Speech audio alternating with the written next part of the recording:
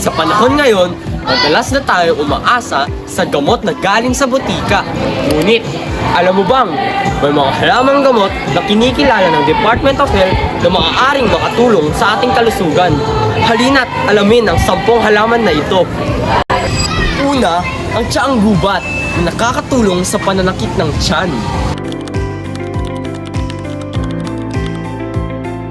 Ikalawa, ang nyog-nyogan na nakakatulong sa pagtanggal ng bulate.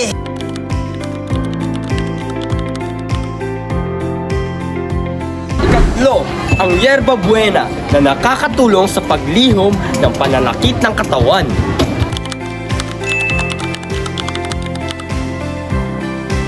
Kaapat, ang bawang na hindi lamang pampalasa, kundi may mga benepisyo rin sa kalusugan. At panglima ay ang bayabas.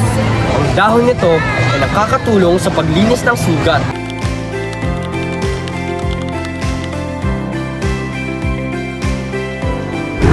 Andyan pa ba kayo? Ngayon, atin ang talakayin ang 5 pang natitirang mga halaman. Halika!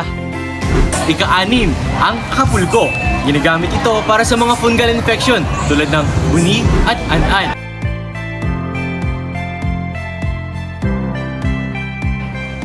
Ika-7, alam niyo ba na ang sambong ay kilala bilang diuretic?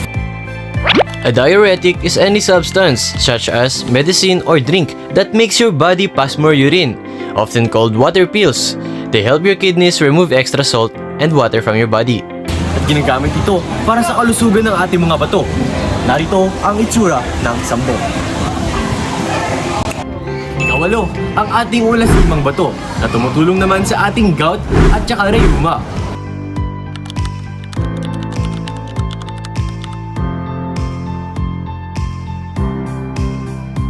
Susunod naman dito ay ang ating lagundi na ginagamit upang tumulong para sa mga ubo at hika.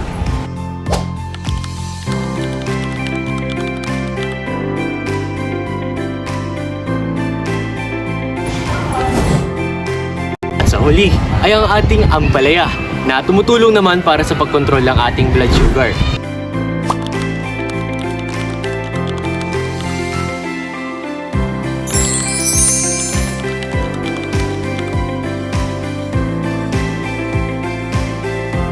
Laging tandaan na ang lahat ng ito ay parte ng ating kultura at likas na yaman. Subalit, hindi lahat ng sakit ay nagagamot nito. Mahalaga pa rin na tayo ay kumonsulta sa isang professional na doktor at manatiling ligtas. Ligtas ang may alam. Yan lang po, maraming salamat.